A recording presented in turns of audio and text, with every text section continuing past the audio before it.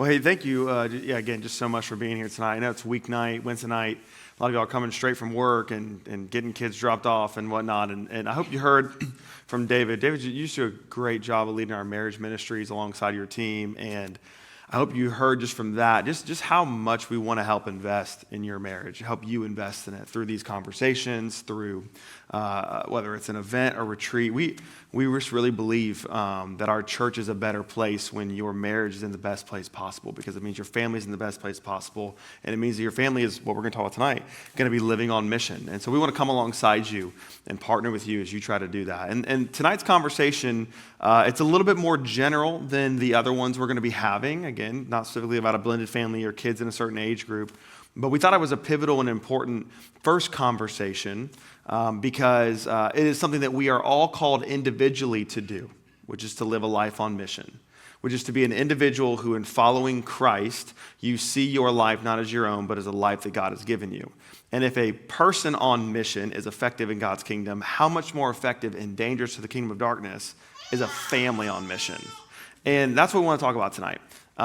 Because it's an incredibly important conversation to have. And it's going to be a conversation. You know, JJ and I, the beautiful thing about our relationship is that I get to be a front and center witness to someone who's been doing things much longer than I have, and I get to learn from him in doing that. And so what you're really going to see tonight is me ask him a lot of questions about how to do this, because I don't know how to do it. I'm figuring it out. Not true at all.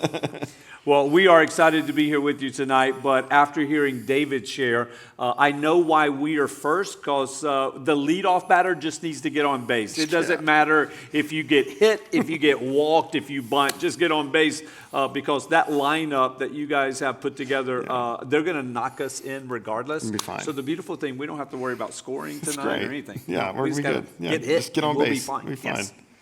So, here's the reality. This is an incredibly important topic, a lot of weight to it. But I would argue, if you're here tonight, it's not because you walked in and said, man, we're crushing it when it comes to living on mission as a family. Unfortunately, I know even for myself, as we were thinking about talking about this, I'm thinking, golly, I don't have much to share because I feel like I get it wrong more than I get it right. And that's probably where a lot of you are. And there can be a lot of shame and regret. Man, I wish I would have done this sooner. I wish I would have done more. I wish we are doing more of this as a family. And I just want you to know tonight, our goal is to show you not how easy this is, because it's not easy, but as how simple it can be. I think sometimes the enemy likes to make us think things are very complex when it comes to following the Lord.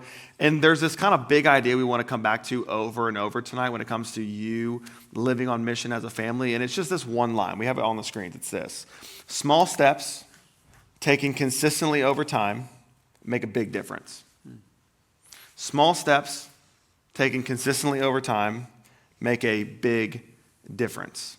And so we're going to talk tonight about some small steps that you can take as a family, things that are very practical, very doable, that you can take, literally implement tonight when you go home with your family, today, tomorrow, as soon as you want, that I think will really lead you in the right direction. And so how we're going to frame tonight is really around the way that Pastor Danny likes to think about our next-gen ministry. And how he likes to think about equipping you as a parent to disciple your kids, to live on mission as a family. So you're going to hear us talk about three things tonight, and they're going to be on the screen. It's this: moments, monuments, and milestones. Moments, monuments, and milestones. So what we want to do is we kind of take each of those individually, define them for you, and then I just want to ask, really just me, a lot of questions that I would love to ask JJ myself as I'm trying to figure these things out. I think hopefully it'll be pretty helpful for you. So we'll start with moments, all right? When we say moments, what do we mean? Here's a moment. Moments are ordinary times turned into spiritual opportunities. Moments are ordinary times turned into spiritual opportunities. Now, JJ, you were a coach for a long time. In addition to being a pastor, you were a chaplain. I was never good enough to be a coach. I was barely good enough to play, but I was around a lot of coaches, right? And one of the things that coaches say a lot, they talk about the idea of stacking, right? Like we're stacking wins, we're stacking workouts, we're stacking, whatever. This idea that, hey, we're just going to put one thing on top of the other. This workout might be awful, and you might have thought you did a bad job. Hey, stack it on the next one. But I think, as we think about our relationship with God and times with our family, really a family on mission is a family that stacks spiritual moments. for you, like how would you think like that truth, I mean, it's a sports truth, but how is that idea really more of a spiritual truth? Yeah, it's a discipleship process, right? I would tell you, like every rep in practice, every practice, they're all, in coaching we call it stacking. They're all stacking on top of each other. You guys were able to see the Bucks on Sunday get that first win of the season. We were all super excited about that. But if you would have gone out to a spring game or a spring practice, you would have wondered, like, what in the world are these guys doing? Like, that play right there is going to get us nowhere. Well, first of all, in football, every play is designed to gain yards, right? And so what we're doing is we're just stacking on top of each other. Every rep, every snap, every practice is just building to what you then see on Sunday. And I would say in the same way, that is how you are to live on mission with your spouse, but especially with your children. Like, we're just going to build on top of one another. I think about Deuteronomy 6, which tells us, talk about God's commands when you sit at home, when you walk along the road, when you lie down, when you get up. What is that? Those are just ordinary moments that you're stacking on top of each other. Chris, I'm not going to tell you who, but we have 10 church partners, as you are aware of, and you know all 10 of them. I spend time with all of them, so you're not hopefully going to know who this is. We were recently with one of our church partners, and he said, hey, I've got to talk to you. I'm like, yeah, what's going on? He goes, I just don't know how to do this. And I'm thinking he's talking about pastoring. And he goes, and it was almost like, oh, no, I've got the pastoring down pat. No, don't worry about the pastoring. He goes, but here's what I did. I sat my wife down, and I brought out a guitar, and I started leading worship. And then I opened up my Bible, and I asked her to take out or turn on hers. He goes, yes, I listened to your sermon. And so I said, take out or turn on your Bible. And he said she reluctantly was like, what are we doing? And so she opened her Bible, and he goes, I preached a 35-minute message. Oh, so I led in worship. I led in prayer. I preached a 35-minute message. And after I was done, I go, so what did you think? And he said her only response was this, we're never doing this again. Never. He goes, so can you help me with this, well, right? I think that's so good, because I think that when you hear family on mission, that's where your mind goes. I mean, it's like, well, I can't preach a sermon and lead in worship and do, and it's so easy to overcomplicate it. I think what we're saying with these moments, we're saying, hey, no. And we're going to talk about some more significantly planned spiritual moments in a minute. Like when we talk about monuments and milestones. But I would tell you, for me, what I've seen, youth pastor for 10 plus years, so I've seen kids in middle school, high school, and then now even as adults. The ones that I see that are walking with Jesus are the ones whose parents took advantage of everyday, ordinary opportunities.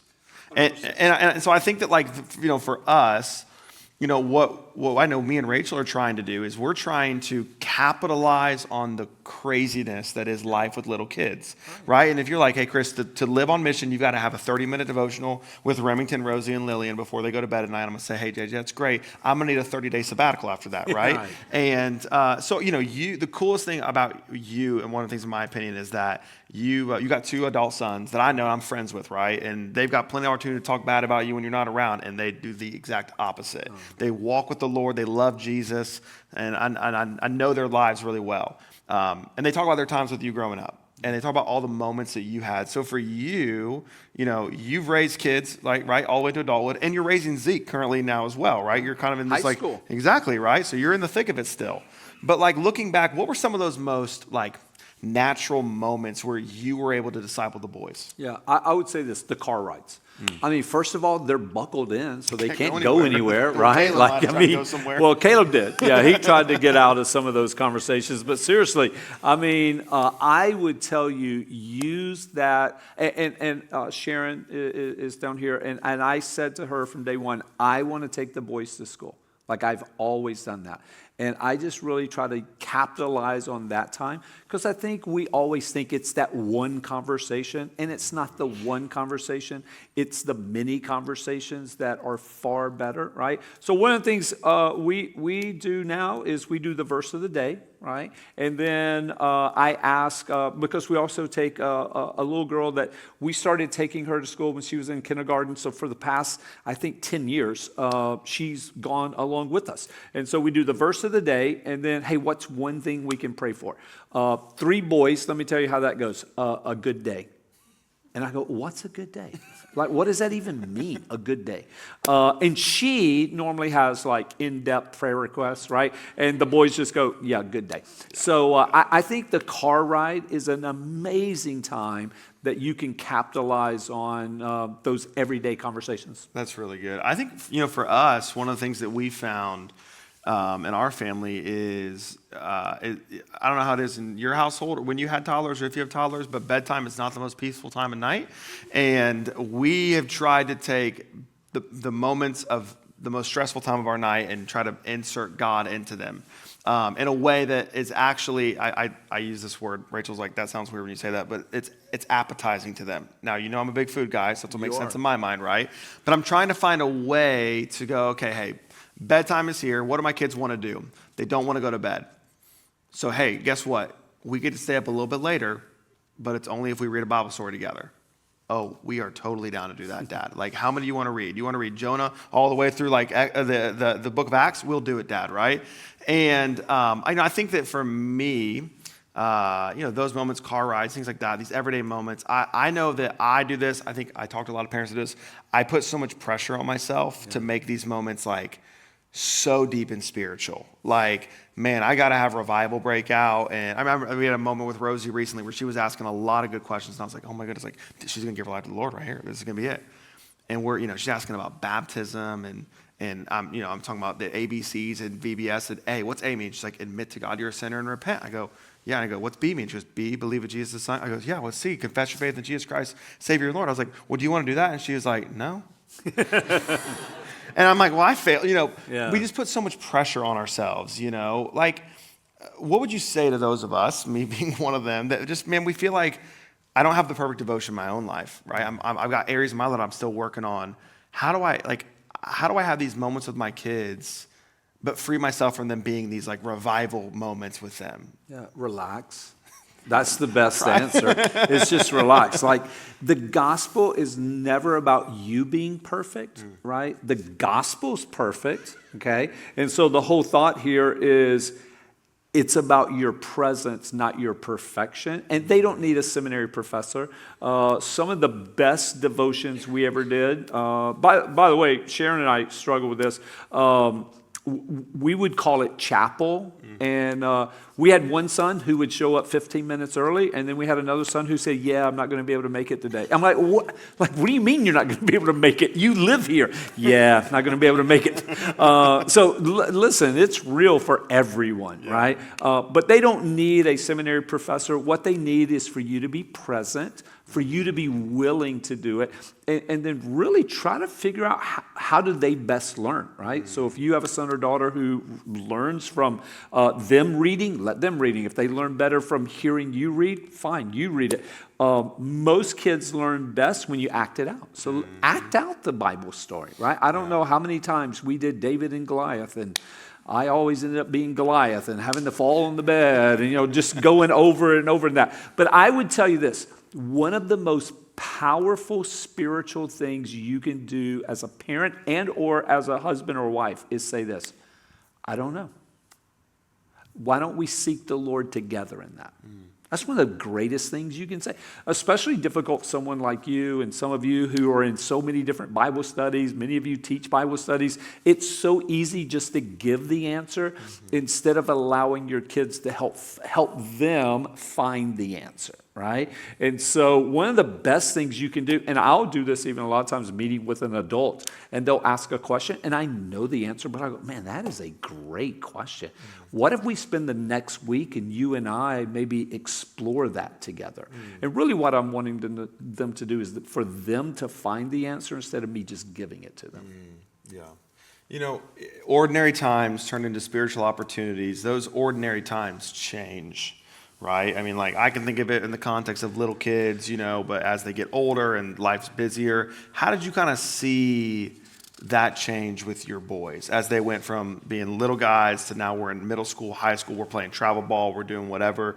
You were that consistent presence with them. Because what's interesting about, even about Jay and Caleb, I mean, they could probably pay, hey, I remember this one moment when I was 8, but the reality is what they remember was small steps consistently taken over time. And so what were those steps, what do they look like kind of as they got older? Yeah, because you have to understand there are phases that your kids are going to go through, right? One of the tricky things for Sharon and I now is, in some of you in the room, we are also parenting adult children. And that's a phase that's really different, where it's not our job just to give them advice. A lot of times we just have to listen and also allow them to go to other people. Really important for them to learn from others as well. I know for us, we did the car, right? And I'll never forget the day I came downstairs and I looked at Sharon. I was like, where are the boys? And she goes, they're already gone. I go, they can't be gone because I'm here. So what do you mean they're gone? And it was the day J. Michael drove Caleb to school for the first time. And it was like, it's over. Like that time, that 25, 30 minutes we have, it's gone now. And so I had to figure out a different way to be a spiritual leader for them, not just a pastor on a Sunday, but a spiritual leader in their life every other day. And it changed. So a lot of that was, hey, maybe a meal after a sporting event, Wednesday night, asking them, what did they learn from, youth group or whatever that might have looked like. Yeah, that's great. Again, like these, and this conversation about going, like living on mission, again, not to overcomplicate it, like it starts with these little moments where you're investing in your kids. But, a family on mission is a family the enemy's going to attack. Yeah. And, one of the things me and Rachel, we just love about you and Sharon try to model in our own marriage is just you two seek the Lord together. You pray together. But how did you guys, thinking back, and even to this day, like you're trying to live on mission as a family, the enemy's coming and attacking you, man. What were those everyday moments like with navigating the spiritual warfare that comes with this? Because the enemy doesn't want to see this happen, right? What did that look like when you were trying to disciple the boys and distractions would come, discouragements would come? How did you guys kind of walk through that together? Yeah, well, Ephesians 6 reminds us, right, that our struggle is not against flesh and blood. Sharon and I joke sometimes, but we had a flesh and blood that it really did seem like. So there were times, hey, we're trying to pray over dinner and the boys would get in a fight, or, one of them would kick the other one under the table or pull the chair out from the other one. I mean, we dealt with, and I don't think those were just moments of them being boys.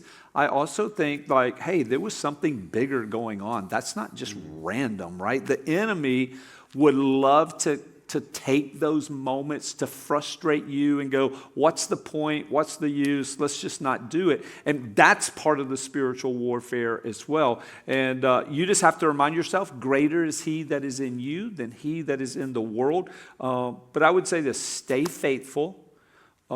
Even an imperfect seed can produce a tree that produces fruit. So just keep planting seeds. Like just keep sowing the seed regardless. That's good. I think reminding ourselves as well, like, we naturalize the spiritual when we need to spiritualize the natural. Like what we see happening in our world, I mean, is spiritual. The evil that is in this world, our fight is not against flesh and blood. And that is true even within our marriages as well, in our families as well, because the enemy knows that if he gets that, he can get our hearts and get us off track. So as we kind of move on from this moments conversation, right, what's a practical thing, like a very tangible thing we could implement this week, today, tomorrow, with our families that can help us make an ordinary moment and turn into a spiritual opportunity? Yeah, one, I think the verse of the day is a great way for you to do that, right? It's just one verse. But just asking the question, where did you see God at work today? Did you see God in anything today, right? I think that's one simple step at dinner, at bedtime, or in that car ride, just, maybe asking that one simple question. Where did you see God move? Where did you see God work? Did you question God today about anything? That's a good question as well. Yeah. I think the conversation part, it's just building that culture of we're going to talk to each other. Yeah. You know, and in our world, I mean, you know, like the table has, like the dinner table has become the most neglected place in our homes for many of us, right? We got practices, we've got tutoring, we got this, that, and the other. And, you know, I see in my own family, when we neglect the table, we begin to drift from one another. And we started this conversation thing with our kids. We call them, we stole it actually from one of our church partners, Trevor Lovingood. He does it with his kids. And I said, I'm going to take this from you. They do a thing called high-low buffaloes. And you hear it and you're like, that's interesting. I've heard about highs, heard about lows. Don't know what this buffalo thing is. And that's the point, because your kids are like, wait, what are we talking about, buffaloes? And the way we frame it is like, hey, what's the high of your day? What's a low of your day? And then what's your buffalo? Which is basically, just tell us something funny that happened. What's a question that you had that did something to, it could be a random thing like a buffalo. And the things that come out of there, you know, my high, oh, I played with so-and-so on the playground. My low, well, someone else wouldn't play with me on the playground, right? Well, what's your buffalo? Well, my friend told me that her grandma died. What is that? Like, where did she go to heaven? Oh, okay, now we're talking about this, right? And so, you know, I think it's just, like you said, verse of the day, these things, they just prompt the conversation, right? You're taking your ordinary time, turning them into spiritual opportunities. And again, it might be a 4-minute conversation about heaven that all of a sudden it's like squirrel, now we're talking about something else, right? But you stack that. And we stack that over weeks and months and years and decades. And that's what our kids are going to remember. You know, all of my youth ministry days, probably like you, I would tell parents, hey, you have to have someone else besides you speaking into their life. And then you learn quickly as a youth pastor, and it just can't be you as well. So you'd have other adults, other high school students speaking into them. And I'd heard that my entire life. I was the one who had said that my entire life. And I'll never forget, we're doing the verse of the day, we're doing chapel, we're doing all this for the boys. And then all of a sudden they hit high school, and I'm sending them the verse because I'm trying to figure out a different way to get the gospel into their life. So I'm sending them a verse every day. Chris, I don't get a response ever. I mean, I don't get a K, I don't get a thumbs up, I don't get, you know, the strong sign, nothing. And one day, we're upset about something. I say I'm upset about something. They hadn't taken the garbage out. There was something. And they're like, well, I can't believe we have to do chores. You know, we're having that kind of conversation. And I say, and by the way, I send you guys a verse every day, and you don't even respond. And they look at me like, yeah, because Dr. Smith sends us a verse and we respond to his. I was like, oh, yeah. So you have to be okay with other people speaking into your kid's spiritual life. And I think Robert Smith, I think we were sending the same verse. That's great. But they would respond to his, and they were just ignoring mine because I was dad to them. Well, that's a great segue into our next thing, which is monuments. And we define monuments as spiritual experiences that anchor your family's faith. Moments are things that you have to do. We can't do these for you. We will equip you, give you resources, give you ideas, but at the end of the day, it's your choice if your family is going to do this as you live on mission. But monuments are things that we want to bring the Dr. Smiths into your kids' lives to say the same thing you're saying to them, but from a different vantage point. Spiritual experiences that anchor your family's faith. Things like camps, things like VBS, things like mission trips. These monumental moments that are, we used to say about, camps when I was a student pastor. We used to say, you can see the growth, a year's worth of growth in a kid in 5 days, right? Now, you were a youth pastor, next gen, all the things of family pastor for so many years, right? Here and other churches. You ran events, you ran camps, you ran retreats, you did all of them, right? And on the outside, sometimes before you have kids, or if your kids are much older, you look at them and go, what are we doing? We got bounce houses everywhere. We got these crazy kids at youth camp, and they're dressed, like, what is going on, right? But from your vantage point, why do you think those kinds of events, those experiences, like those monuments, why are they so important for a kid's life or a teenager's life? Yeah. There's something about a change of place and a change of space that creates an environment that I really believe the Holy Spirit can work in ways that in their normal, everyday, routine life, it's really hard to anyone to get through to them. Yeah. I mean, a lot of the parents here have a hard time getting through to their kid. Imagine the Holy Spirit trying to get a hold of their kid's heart. So I think a lot of times, like Joshua, right, where there was this time where he sets up these monuments because he wants to remind them of these moments that they've experienced with God.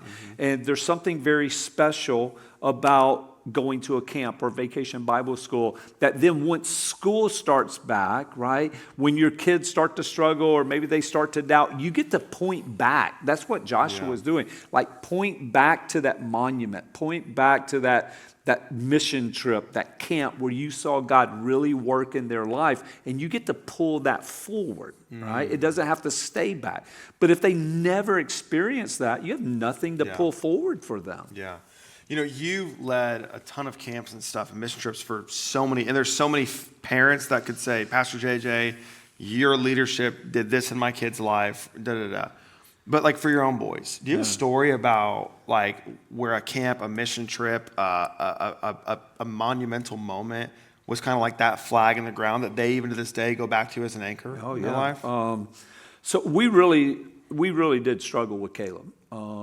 He did not like church, and that was tough because I worked at a church, and so you're going to have to go to church with us, right? We're not going to leave you. Honestly, I think from the time he was 2, 3, 4 years old, he didn't like school, and he didn't like church. But obviously, we made him do both. Okay.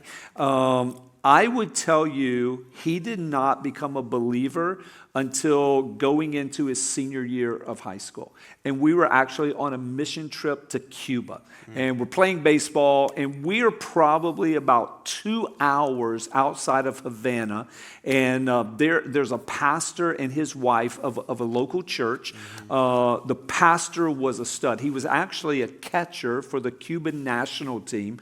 Had been led to Christ, had retired, and he's pastoring this church. His wife was beautiful, and I really think it was in that moment Caleb could not get over the fact the two of you, if you lived in Havana, you're in the top 1% of Cuba.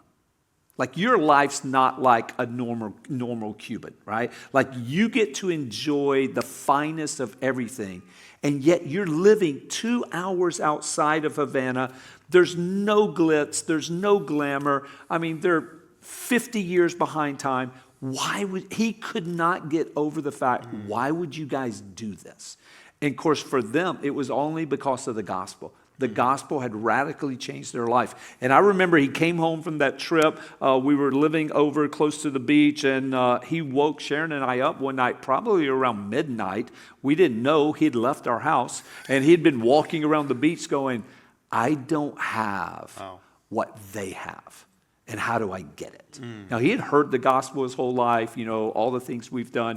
But it was seeing it real in someone else's life that radically changed him, and he became a believer then. And then he wanted to take that to the public school. Yeah. So that's when he asked for us to pray about him leaving the Christian school and coming to the public school, really so that he could be that, what that couple was for him, if he could be that for the athletes and the students at a public school. Yeah, that's so good. I just think that, again, all the things you've told him his whole life, but he has this moment that he goes away that becomes a monument in his life, and it's right. It's not you. It's a change of place, a change of space, right? And you've completely now changed his life. And I'll tell you, one of the things that I look up to and respect so much about you and Sharon is knowing that as Caleb's story, now raising kids in the church. And if my kids are running in the hallway, I'm like, what are people thinking about me right now? What I'm saying? And they run a lot, so I'm insecure a lot on Sundays.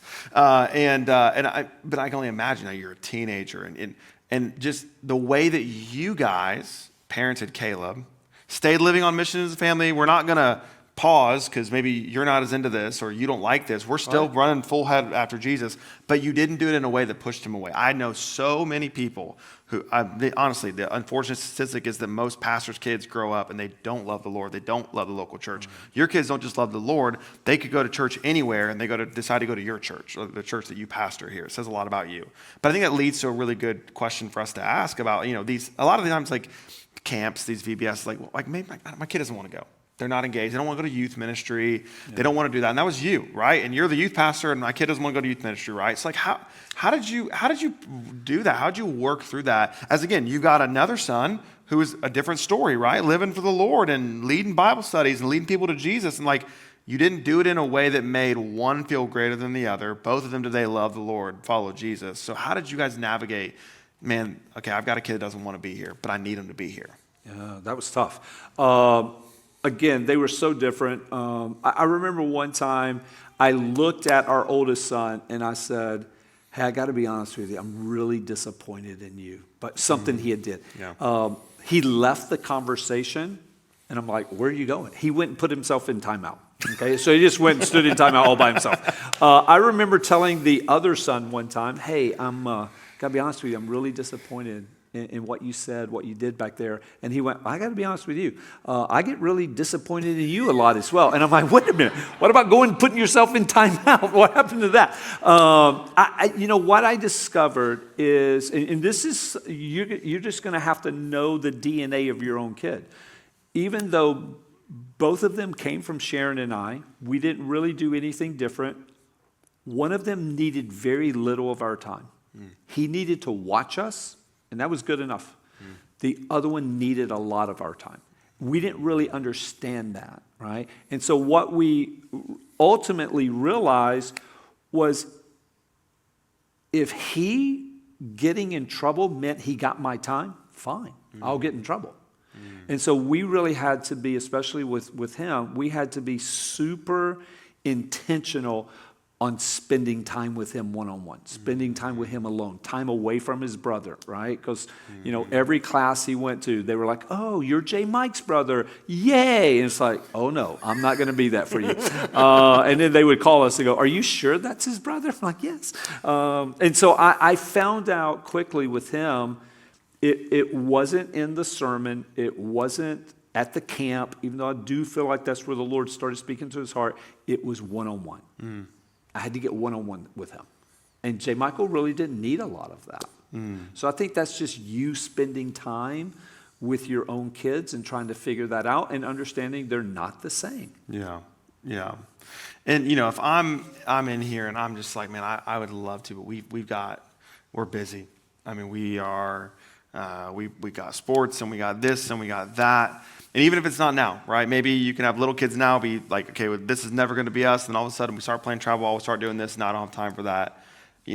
Speak to the significance of how this helps us live on mission as a family. Like, when I'm looking at my own convenience and saying, this is not convenient for me to like take a week and have my kid go to camp or do, like, what would you say? Yeah. Don't allow convenience to rob your child of their God calling.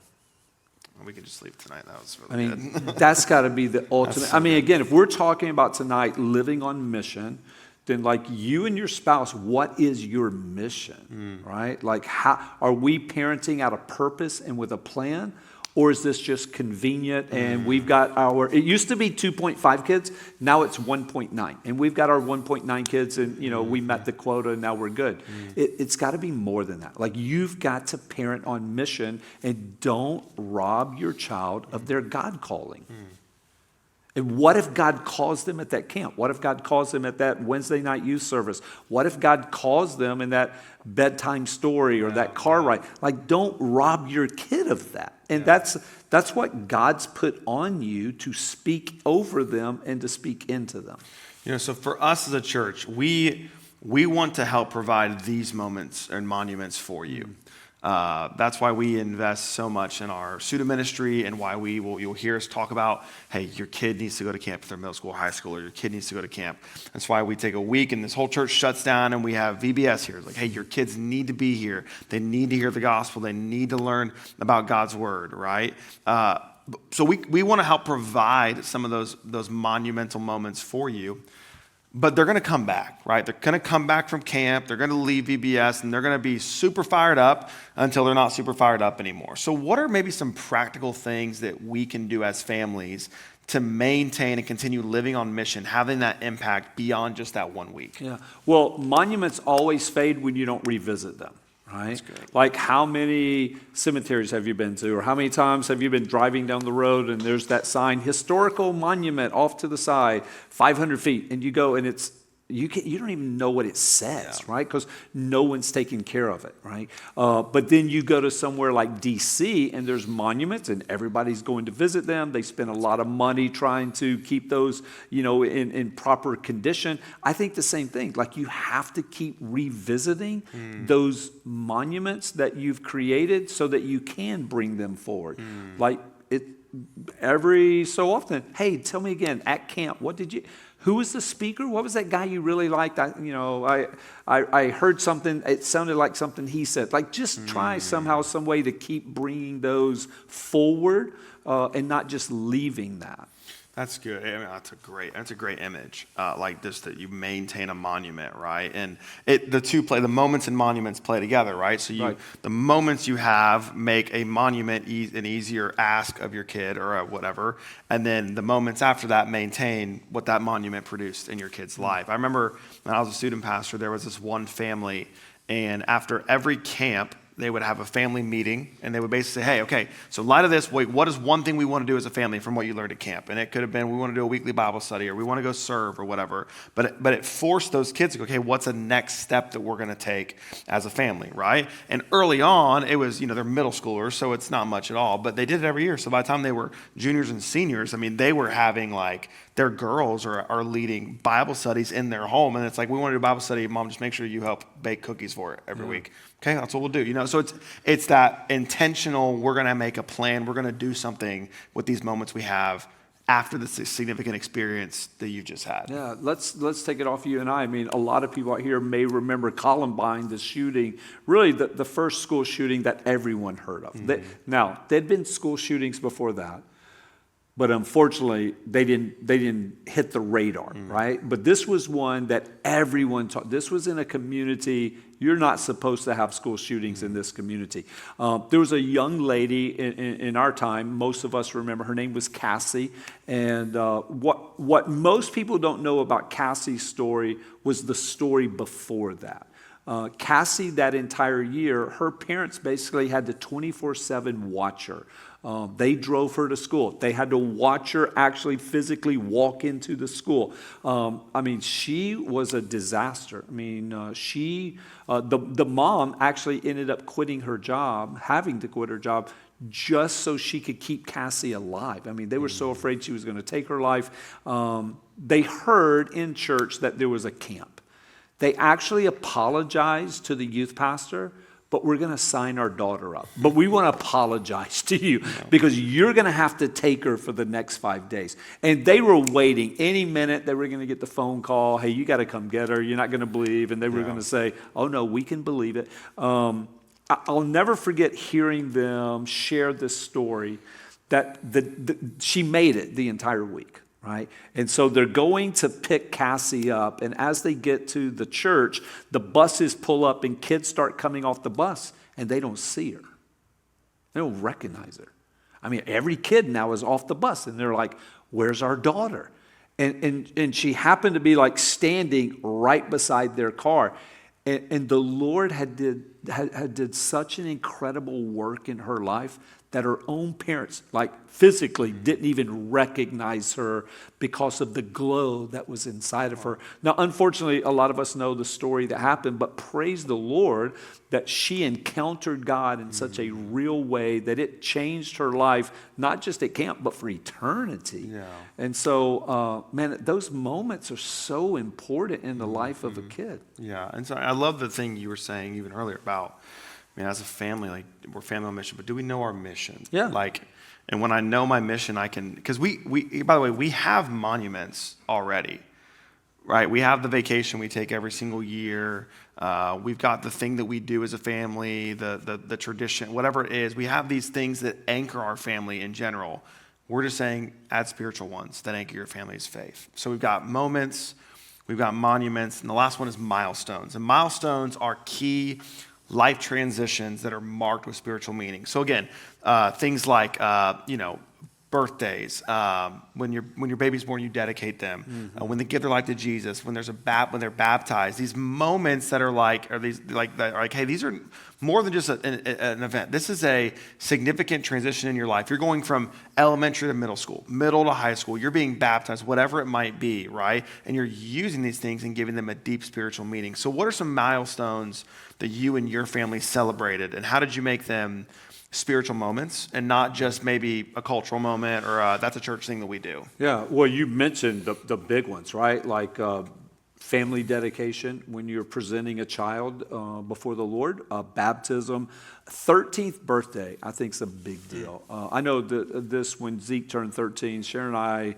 really just felt led to reach out probably to 20, 25 people to write him a letter and just to speak over him, a quality and attribute that they admired about him. Yeah. A couple people even did videos, and then we asked them, hey, where would you like to go out to eat? And all the boys gathered, Sharon, of course, and there at the restaurant, we had him read every single one of those letters. He's crying, we're crying, the waitress is crying, like the whole restaurant basically.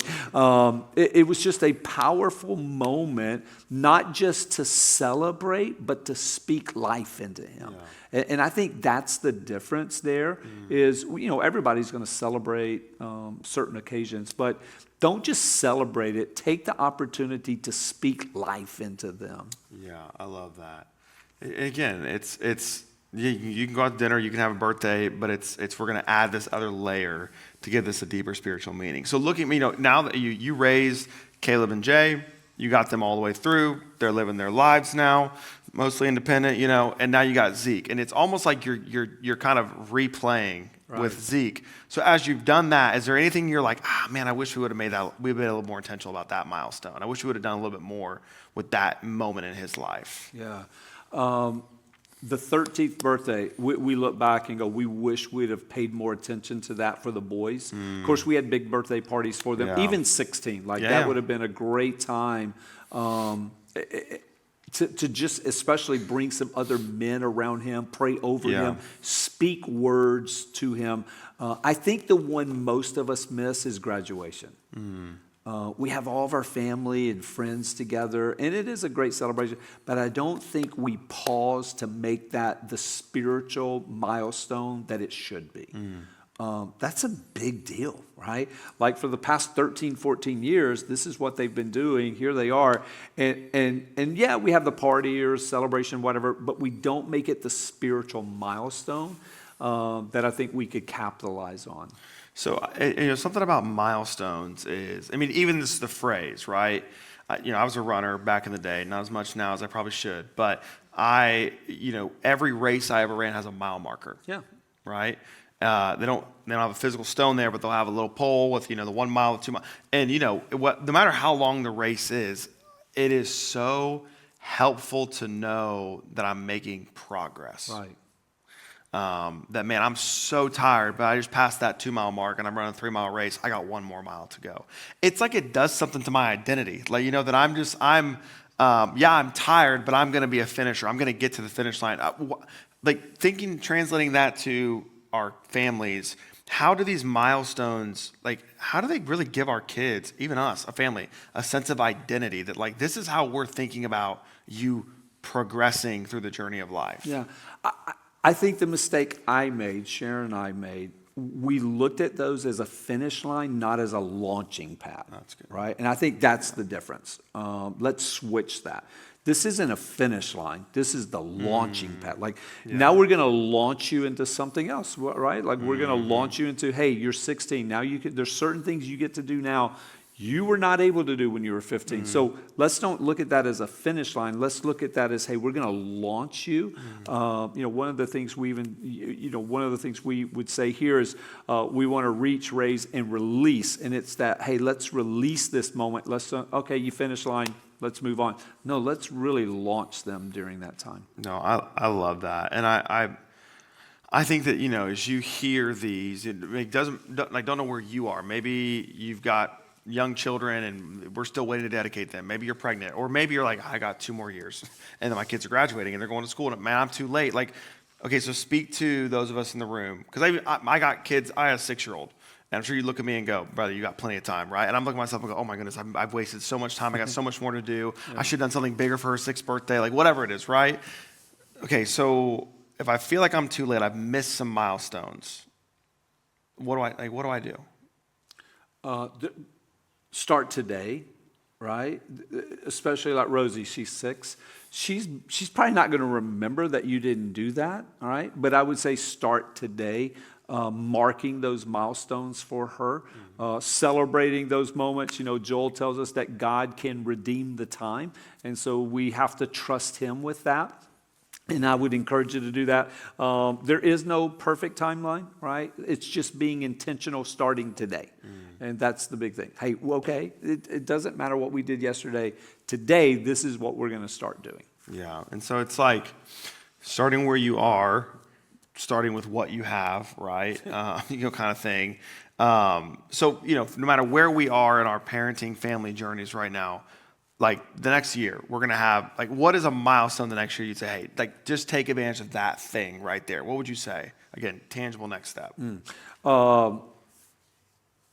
I would affirm something in their life. That could be something, maybe they finished school, okay? Yeah. She's first... Kindergarten. She's kindergarten. Even finishing there's something about high school, but accomplishing something, right? Like anytime we can gather people around to speak words of life and to pray over. There's something really powerful when you have a group of people praying over you, around you, that in the rest of her days, she's going to always remember, man, there was that moment. Like, I know it was my birthday, but then all of a sudden, everyone came around me after they did the singing, after they did the cake, like they prayed over me. Like, those are milestones. They're never going to forget that.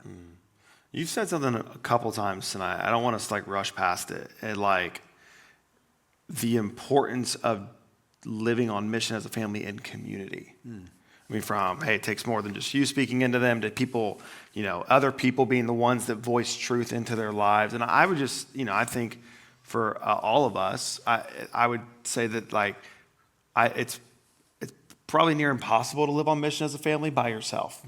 Yeah. When families would go out west, right, they would never go alone. They would go in a big pack of people, right, the Oregon Trail kind of thing. And I would just say, like, for you, if you don't have community, that's one thing we want to help you with.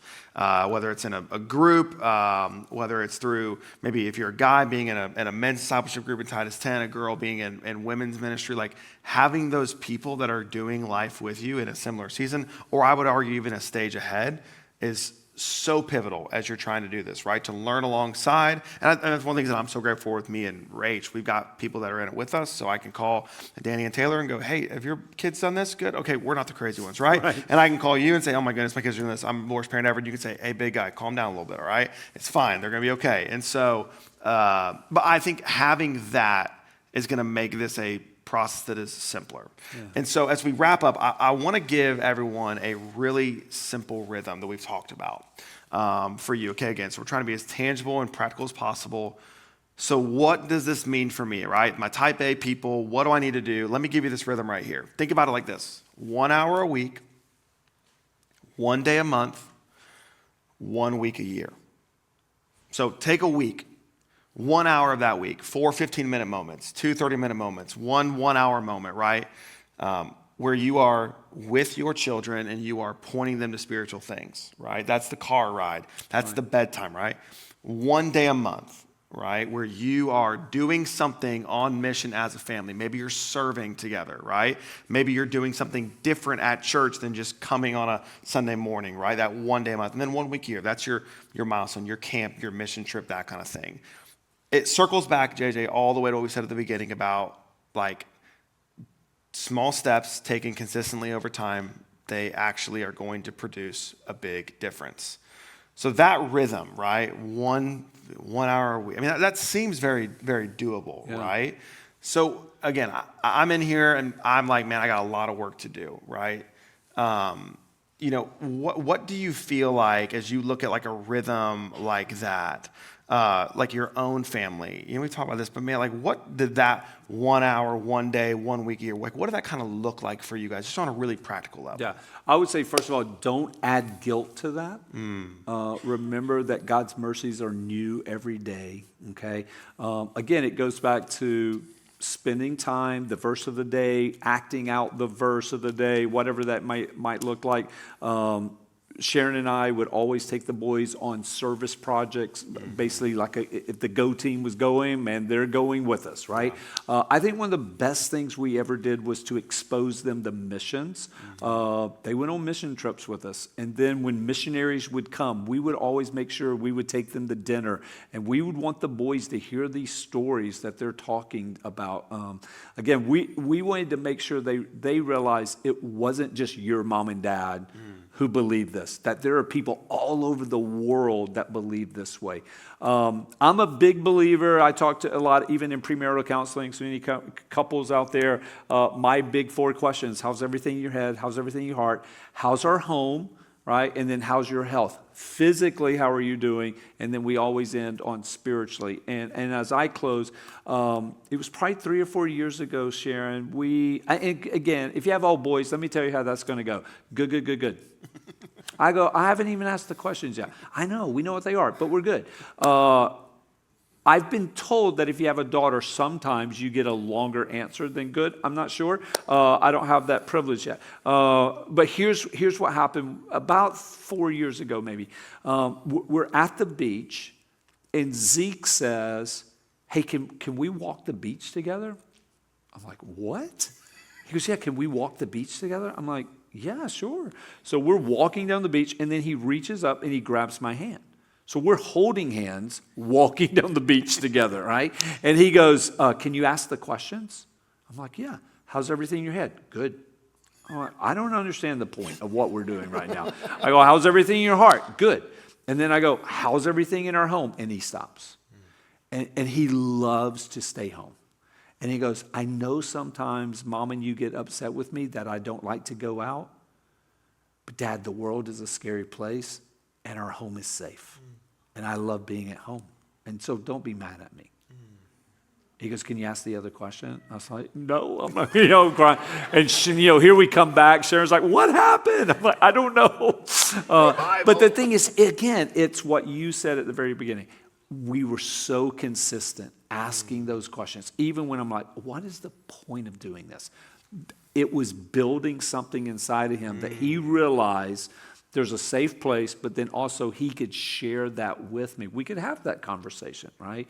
So I would say, don't add guilt to this. That's so good. Allow the Lord to renew the day, to redeem the days, and then allow His mercies to be new every day, and start the rhythm that you want now. I love that. Small steps taken consistently over time to make a big difference. And I hope I hope what you take away from tonight is that living on mission is doable. Yeah. It's doable for you, and it doesn't have to be overcomplicated. And again, it's the consistency that pays off. And you plant a seed. It's imperfect, but it can still grow a tree. It can still produce fruit. Last thing, and then we'll wrap up. So I'm 33 in a couple weeks, right? And I'm entering my Jesus year. And you're not 33. I won't tell you how old you are. Actually, I don't know exactly how old you are, so I'd probably guess like 40, right? You're like 40? Yeah, 40. Really close. If you could go back and talk to like 30-year-old JJ, and you just take him out, let's go get lunch. Like, what would you say to him? Yeah. Well, this was a struggle for me because I didn't have a dad. Yeah. So I tried to be a perfect dad. And I would say, first of all, what I had to learn was there were no such thing as a perfect dad, right? But you can be a present dad and be present. That's so good. Be present with your spouse. Be present with your kids. I think one of the best things Sharon and I ever did was our date night was a priority. I mean, and the boys, there were times like, hey, we want to go with you guys. Like, nope. Mom and I love each other more than we love you, all right? And we wanted to make sure they heard that. And there was health in that. I think it also added security for them. Yeah. Okay? So I would say this. Chris, there's no such thing as a perfect dad, but be present. Because you can be a present dad. You can be there. That's so good. That's so good. Well, thank you guys for coming to my therapy session tonight. I appreciate that. Really, thank you for being here. And I hope this is just hopefully a base hit that tells you, hey, keep coming back. Because these conversations, I think, are going to be super helpful. Let's end. I want to pray for you. And then we will dismiss tonight. Lord, thank you for just the men and women in this room. Just by being here, their presence tonight is communicating. They want to get it right. They want to honor you. They want to live on mission. They want to raise kids to love and know you, Jesus. And so I just pray that you just take anything that we said tonight, Lord, clear it up and give it clearly to us in our hearts as words from you. Lord, I pray that you would really just reveal in us, show us that this doesn't have to be complicated. Everyday moments, significant monuments and milestones. That's what we want our families to be about. And if we stack those day after day, month after month, year after year, we will have a family that's living on mission together because we're cultivating that within our family. We're growing those kinds of trees that can produce that kind of fruit. I pray for our church as we seek to partner and come alongside families to do that. Pray for Pastor Danny and his entire ministry, Emma, and Michael and student ministry, and Emma and our kids ministry as they are trying to partner with these families, Lord, to help disciple their kids and live on mission as a family, Lord. God bless us. Thank you for being with us in this time tonight. We ask this all things in your name. Amen. Amen. Thank you all for being here. You're dismissed.